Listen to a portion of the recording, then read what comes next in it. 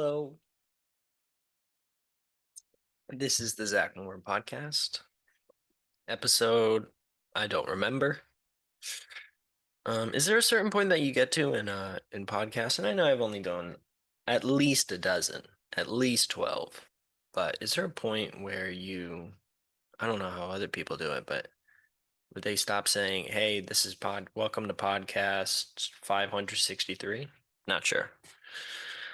Not sure. But thank you for joining in. Thank you for listening. Right off the bat, thank you so much for everybody who watched the last episode. It's it was a really fun conversation that I had with my good friend James McCauley. Um, and it was also my wedding anniversary too. So that's a cool little tidbit about it on the recording date. But yeah, today I kind of wanted to talk about a couple of things, by a couple mainly two things. And I wanted to talk about TV shows to start off with.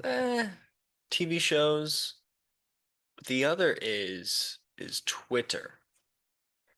I really had an idea earlier this week about Twitter, and I've been listening to other people talk about kind of Twitter and the certain rules, regulations, certain people that get suspended, certain people that don't get suspended, kind of the entirety of Twitter, all of the pros, all of the cons of Twitter, the application. And my thoughts, I kind of go in all over the place, but I wanted to pull up this article that I saw over here. If I can share my screen, here we go. All right, this article by Jack Shepard from The Social Shepherd, 22 essential Twitter statistics you need to know. All right, 140 characters. Here's one that I don't get. While Twitter has given users the ability to use 280 characters in a single tweet, um, I've never seen that. I've never gotten that unless it's a setting that I haven't put in. But anyways, here's the article. 15th most popular social network. And I think that's partly due because while there are some people that spend all their day on it, most people will just send out a tweet and go.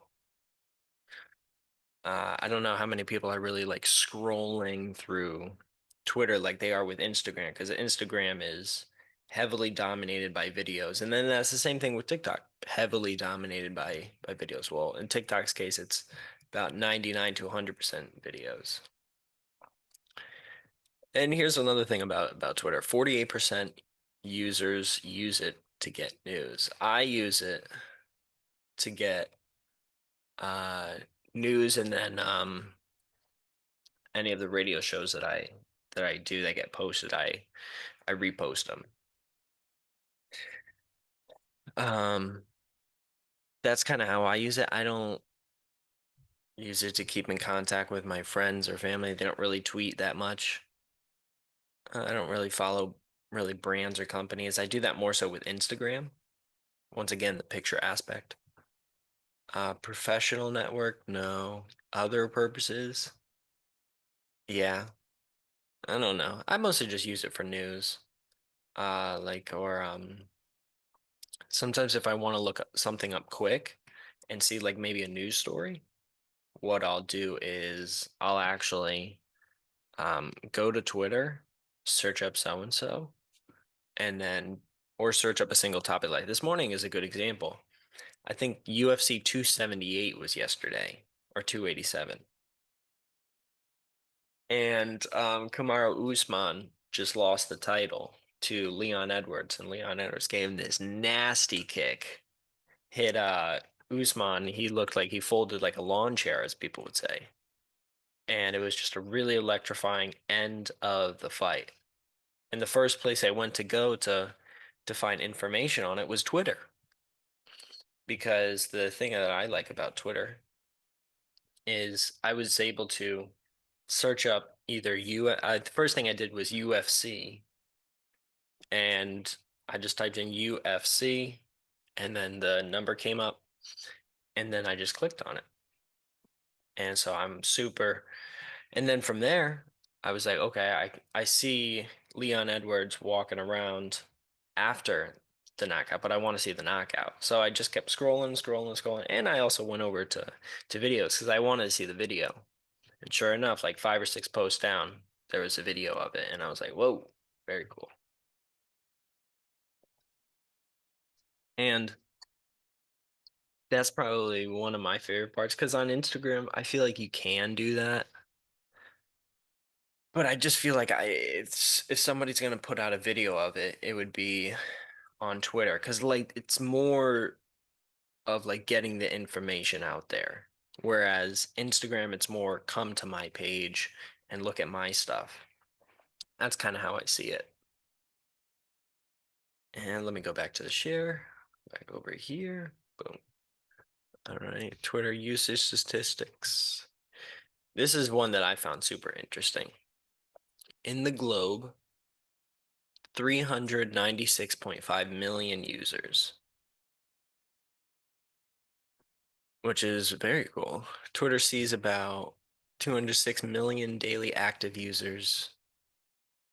So I guess that would be me. I can actually pull up the screen time on my phone and see how much screen time Twitter gets on my phone because I do tend to do a lot of stuff with screen time. So let's go to this week. My most used. So here's one of the things that I will say. Um, I don't. I set limits on my phone. Let me stop the share too, so you can see. I do put limits on my cell phone, so you can see a 2 hour limit, and that's across 3 apps. That's Instagram, TikTok, and Twitter. Yeah, Instagram, TikTok, and Twitter. I set a 2 hour limit, and that's every day. That's not per the whole week. But Instagram last week was my number one, 9 hours and 9 minutes. This is the entire week. And TikTok 4 hours 9 minutes. Twitter's 3 hours 26 minutes. Because like I said, I use Twitter mostly to just go see if something's happening or see what's going on, and then jump, get out of there. Sometimes I see some crazy tweets that people have done or something like that, but for the most part, it's just go on there to look up a quick story or something like that, and then just leave. Instagram is where I spend the majority of my time, just because I like the display of it. I like the app layout. I really do like it. There is that I do like. So yeah, that's kind of what I do. And then you look at YouTube, 14 hours, 32 minutes last week, because that's where I watch all my podcasts. That and Spotify. Spotify was 8 hours. I barely listen to music. Barely listen to music.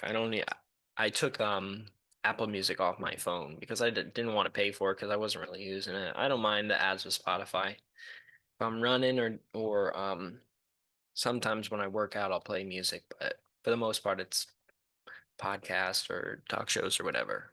So let's go back to this article. All right.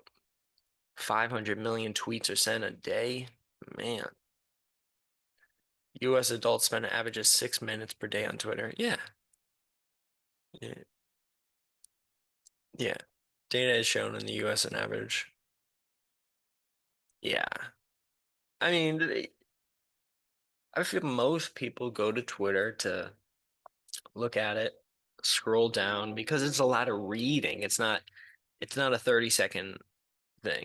It's a lot of reading, so you have to use your eyes a lot more. And I feel like it takes a lot of attention to go tweet after tweet and pay attention. Social networks average time spent in the US. Yeah, you look at Facebook. I don't really know. Age 18 plus. This is very crazy. 2020 and 2022 definitely are the two biggest ones.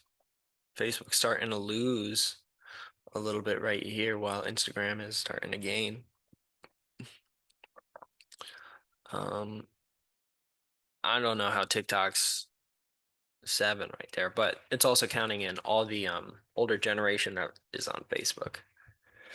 Using the platform monthly, only check monthly. Yeah, I feel like that's a lot of my friends.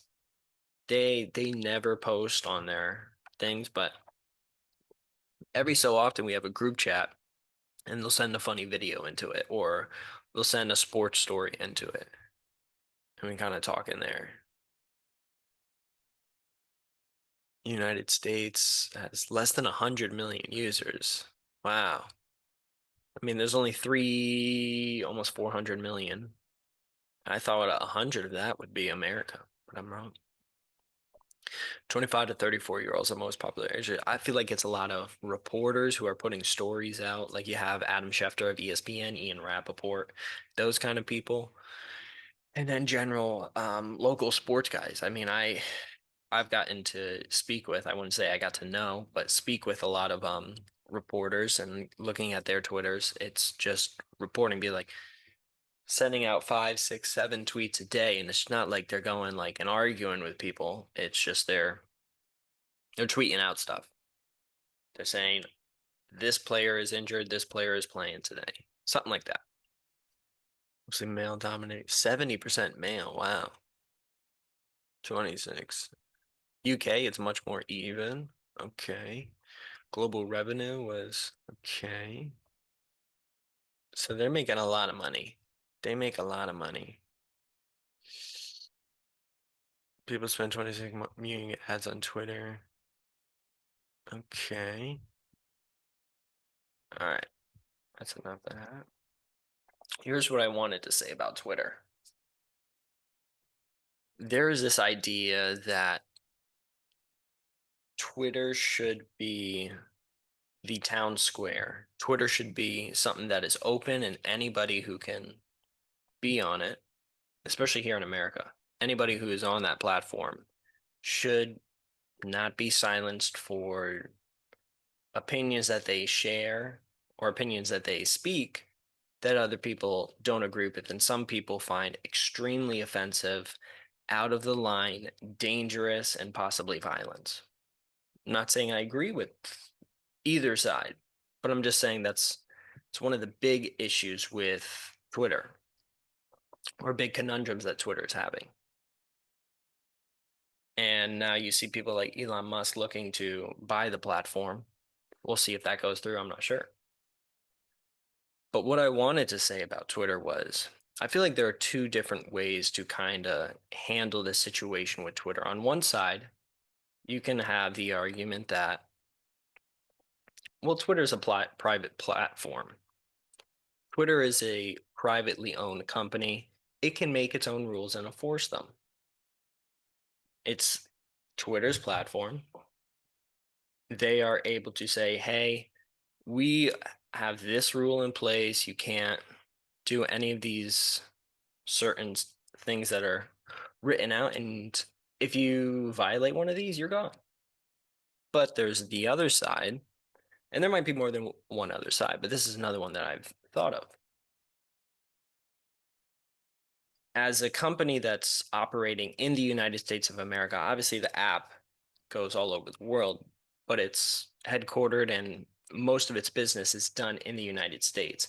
Maybe it should have to abide by the First Amendment of the United States, which says freedom of speech shall not be infringed.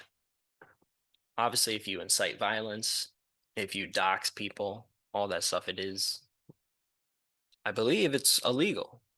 Still, you can't incite violence and certain things like that with your speech. That's not protected under the First Amendment. There are multiple ways that you can approach this. Those are two that I think are really interesting to talk about. Should Twitter be able to make its own rules and enforce them? And if you don't like it, you can buy the platform? Or should it be that since Twitter is in the United States of America, it should have to abide by those rules. I'm not sure. You let me know. I feel like Twitter is one of those applications that is very, very tightly debated. You don't have this issue with Instagram where people are, I mean, yeah, each app has their own problems, but I feel like it's mostly Twitter where you're like, hey, this person tweeted something and like it wasn't even that crazy and they're banned for life and they can never come back on the platform. Like they just tweeted something, it's words. It's not a video of them doing something insane. And there are videos on Twitter of horrific things, pornography, all over Twitter. But once again, there's the argument. It's Twitter's app. They're allowed to have their own things. And if people don't like it, they don't have to use the platform. Or is it, hey, you're a business operating in the United States of America.